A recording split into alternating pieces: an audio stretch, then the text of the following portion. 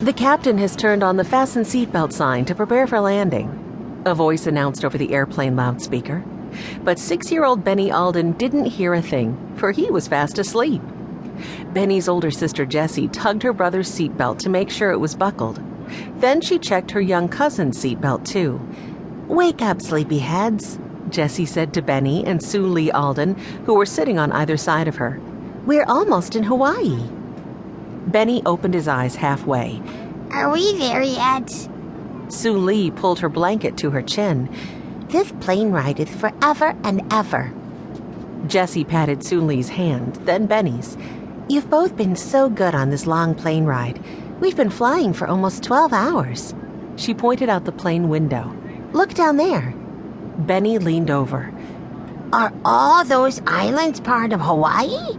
Benny asked when he looked out. "They look like a bunch of puzzle pieces on the ocean." "The biggest ones are the 7 Hawaiian islands that people live on," Jessie explained. "One of them is Maui. That's the one we're going to. Sue Lee, do you remember when you stopped in Hawaii after Aunt Alice and Uncle Joe adopted you in Korea?" The little girl yawned, then rubbed her big brown eyes. "The people put flower necklaces on us," she said. "Now I remember." Benny wriggled in his seat. "I don't want any old flower necklaces on me, but maybe one made out of shark's teeth." Across the aisle, Grandfather, Henry, and Violet Alden laughed when they heard what Benny said.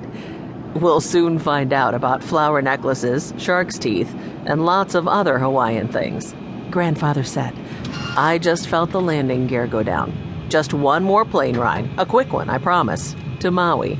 Then our Hawaiian vacation can really begin." After so many hours on the big airplane, the half-hour flight to Maui felt like nothing to the Aldens. When they stepped off the small plane, the warm, clean air smelled of flowers.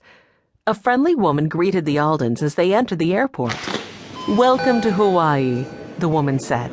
She was placing a flowered necklace called a lei over each passenger's head. "I guess they ran out of shark's teeth necklaces, Benny," Henry joked. "You'd better get used to wearing flowers. Look, everybody around here has on flowered shirts or pants or dresses." Grandfather Alden searched the crowd. "Well, that's going to make it hard to spot Joseph Kahuna. He manages my cousin Mary's pineapple plantation. She told me she'd send Joseph to pick us up and that he'd be wearing an orange flowered shirt." "Hey, a man in a flowered shirt and a straw hat is holding up a sign with our name," Benny said a few minutes after the Aldens collected their luggage. Mr. Alden waved. "Oh, good for you, Benny. I do believe that's Joseph Kahuna. It's been a few years since I've seen him on my visits to Hawaii. Let's go check." Henry and Mr. Alden pushed 2 luggage carts toward the man, while the other children followed them. "Joseph Kahuna," Grandfather said, shaking the man's hand. "James Alden here. Good to see you again." The man checked a picture he was holding. Finally, he spoke. "Aloha, old friend," he said. "Aloha, Alden children." Benny tugged Mr. Alden's arm. "What does aloha mean?" "Aloha means hello and goodbye," Joseph Kahuna explained. "We just said goodbye to our dog, Watch, and our housekeeper, Mrs. McGregor, back home in Greenfield. Now we're saying hello to everybody in Hawaii," Benny said. He decided to try out his first Hawaiian word right away.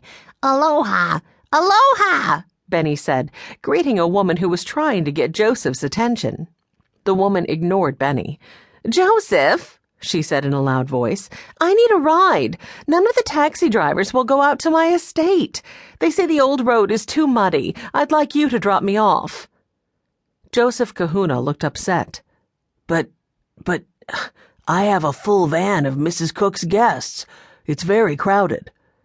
The woman, dressed in a black suit without a single flower, paid no attention. "I need a ride," she repeated in a louder voice. "If Mrs. Cook ever expects to sell another pineapple to my canning factory, I'm sure she'd want you to drive me home." Mr. Kahuna looked down at his work boots. "Of course, Mrs. Kane. I'll make room for you." Mr. Alden tried to smooth things over.